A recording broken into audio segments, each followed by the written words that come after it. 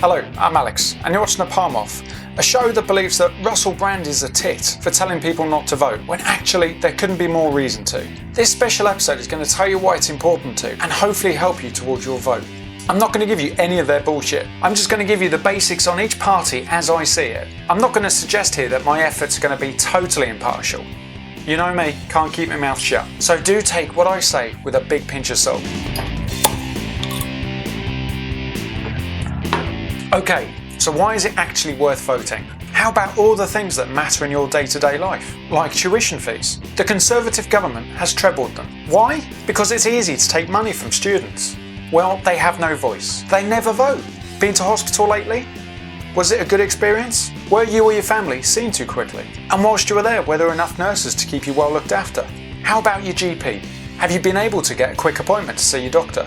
I don't know about yours, but my local surgery is only open part-time. All because the NHS is spread so thinly these days, thanks to some pretty extreme and even dangerous financial cuts. Got a job? Good. Employment figures are at a recent high. Then again, the UK population is up to a record 64 million too. Also, how many of those employed are exploited on those shitty 0-hour contracts, when you're supposedly employed, but not guaranteed any work, or even any money? I hope you've never needed a food bank. Despite the amazing rise in employment, their need has risen 6 times over in the last 5 years. But how can that be? The welfare reform. The previous government was perhaps rather too happy in giving away cash to those that needed, or in too many cases didn't, which definitely needed some careful attention. But there lies the problem. The Conservatives, with that wanker Ian Duncan Smith, have displayed absolutely no thought when eagerly whipping away benefits from those genuinely in need. For me, there's a way you go about doing things, and they've really not given a fuck. What are your thoughts on immigration? Being part of the EU, there isn't much we can do about the European nationals that want to come here. But being that they generally come here to work, believe it or not, they really do help our economy. Just remember, we have as many Brits abroad as we do European immigrants here. How would we feel if they, could be our friends or family, were treated as badly as some immigrants here have been? Thank you. Thank you. Because we're leaving them to their own devices, the poorest are making all of the sacrifices, the cost of living prices, house prices, the cost of a deposit. I don't give a shit. But yes, of course, we should address it. So we will blame the deficit on people claiming benefits. The Conservatives have values that work for the richest in our society. They believe that if the rich stay wealthy, that will make for a more successful country. So in the last 5 years, despite the fact that the rich bankers wrecked our economy, it's largely us, the average and the poor, that have had to pay for the recovery, through benefit reforms and tax increases. And the rich? Well, they instead pay less income tax. And despite telling us that taxes are likely to increase further for you and I, the rich will still not have to pay an extra penny more. The Tories in the last election promised not to put up VAT, yet of course they did. Say, if you earned a 25 grand salary, and like me, spent what you brought in the time that the Conservatives have been in power, that's an extra 3 grand they've had off you in VAT alone. On the flip side, tax cuts for the rich has saved them at least 40 grand each, a year. And here's a thinker for you. The NHS wasn't an issue at the last election, so why is it such an issue in this one? Is that because David Cameron has fucked it? Dangerously cutting back funds and selling off £6 billion worth of health service to profit-making firms. The NHS should never be a resource to be tapped up for profit. The Tories talk about the state the country was in when they took over 5 years ago. Well, of course, we were in the middle of a massive worldwide recession. Now the world has recovered, so has the UK. With some harsh tactics, the Tories have helped things to improve. But at what cost? The NHS? Bedroom tax? Yes, 2 million more people are in work, helped by 0-hour contracts, and an influx of immigration. They claim that the deficit is down, but that tosspot George Osborne has borrowed 3 times more than Labour did, more than doubling the national debt. In their manifesto, they've largely said more of the same, suggesting they're going to finish the job of fixing the country by doubling spending cuts. So, nothing for young people, no initiative to work schemes, whilst keeping tuition fees where they are. But it's okay, because the rich will still be paying less tax. What can I say? If you haven't noticed, I'm not a fan of the Tories. I wanted to be impartial, but I can't fucking stand them. They just look after themselves and the wealthy. To them, the poor are a pain in the arse, and they're for the taking. In the good old days, you were poor, you got ill, and you died. Okay, to keep things balanced, They want to double the amount of free childcare. They want to free the lowest paid from income tax. They plan to freeze train ticket prices. They plan to remove modest family homes from inheritance tax. And he wants to sell off council homes to those that wish to buy them. And they say that we Conservatives have no heart! Though I've got a big issue with that one. Maggie Thatcher fucked that one up in the past, where many of these homes ended up in the hands of wealthy landlords to cash in. Many of them Tory MPs too. We need more social housing, not less. Leave social housing for those that need it. Oh, and isn't Cameron's head lovely and smooth? Be in no doubt which side this party is on, not yours. Labour have polarised views to the Conservatives. Labour believe the country does better when instead the working people are better off. Labour, of course, are run by Ed Miliband.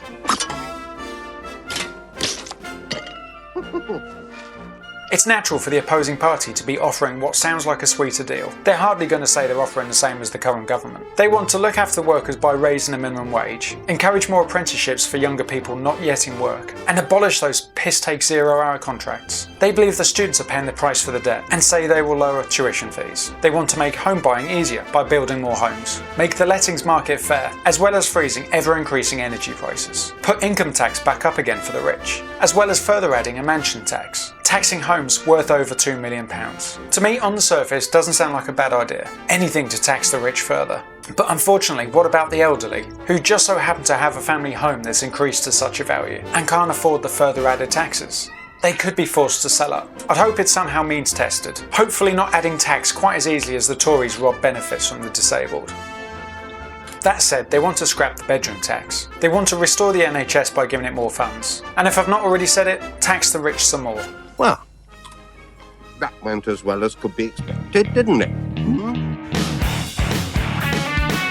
A protest party is not one that's likely to win an overall majority in an election. So should you find that the Tories or Labour are pissing you off, your vote won't be wasted, because you can alternatively vote for one of the smaller parties, like Liberal Democrats, the SNP, Green Party, or heaven forbid, UKIP. By voting one of these, like I said, your beautiful vote won't be wasted. But if you like the talk of one of these parties, your vote will help towards them winning a few more influential seats in Parliament. So, the Liberal Democrats. Nick Clegg appears to be playing it safe. I'm sorry, I'm sorry, I'm so sorry. They're not really quoting anything too dissimilar from Tories or Labour, suggesting that they will balance the books, look after the NHS. They do claim they will improve the deficit by borrowing less money than the others, though they will do this by putting up taxes further and further cutting welfare too. Funny, didn't they say they want to look after the NHS? Like Labour, they want to bring in a mansion tax. And they too will raise taxes for the rich. Obviously didn't like what they saw sharing government with the Tories. The Green Party, like Labour, are a socialist party. They also believe that the poor shouldn't pay for the errors of the bankers. Natalie Bennett having a similar manifesto, believing in restoring the NHS, removing the private element, and also saying that the NHS is not for profit. There are subtle differences with Labour, focusing a little bit more on environmental issues, such as climate change and fracking. Amazingly, they want zero university fees, and will pay off existing student loans. That is a massive claim, and we'll just have to see how that goes. All parties are in favour of being part of the EU, except UKIP. They're so disgusted with immigration and EU control. They want to slam that door shut. They want an Australian-style points immigration system, picking and choosing who's allowed to come into our country. They want to cut foreign aid, and with some pretty harsh xenophobia, stop health tourism too. They don't see human beings, just HIV-riddled foreigners. Two things I can agree with is their wish to stop hospital parking charges and to get rid of inheritance tax. They talk a good fight. At face value, some of their policies can sound good, and it's possible to find yourself agreeing with them. It's a trap! But you've really got to read between the lines, and I suggest you Google some of their controversies. Just when you think Nigel Farage is bad, you've got his colleagues, and they're not shy with their racist views and backward thinking. It's very reminiscent of the BNP. I don't want to tell people what to do. It's not what I've made this video for, except this one. Don't vote UKIP. Don't become one of Nigel's group of bigoted morons. The comedian Stuart Lee put it perfectly when he said, voting for UKIP as a protest vote is like shitting in your hotel bed to protest bad service, and then realising you have to sleep in a shitty bed. The Scottish National Party find themselves in a rather unique position this election. The referendum's given the Scottish new hope and a real taste for crossing boxes. The Scottish have generally voted Labour in previous elections, but with an impressive Nicola Sturgeon fighting their cause, it's likely many of those will switch to the SNP. Now, where have I seen Nicola before? I wouldn't even attempt to argue with you. Good. Oh yeah. Her policies are quite simple. To give Scotland more voice in Parliament, protect the Scottish NHS budget, and bring in free student tuition. And here's a good one. To get the Tories out. No, instead, I'll get right down to it and give you the severe malking. So back to that unique position of theirs. It's likely neither Labour or the Conservatives will win an outright majority vote. Either will need to create a coalition with another party to make a government. The SNP are expected to be the stronger of the smaller parties and really could hold the key to Downing Street. If they don't like a majority party, they could just say no, possibly forcing that party to step down. The SNP haven't been shy in saying that they want the Tories out and see Labour as the party to work with, which would finally give Scotland a real say on how their country is run. However, if it's the Tories that do come knocking, we'll have to wait and see.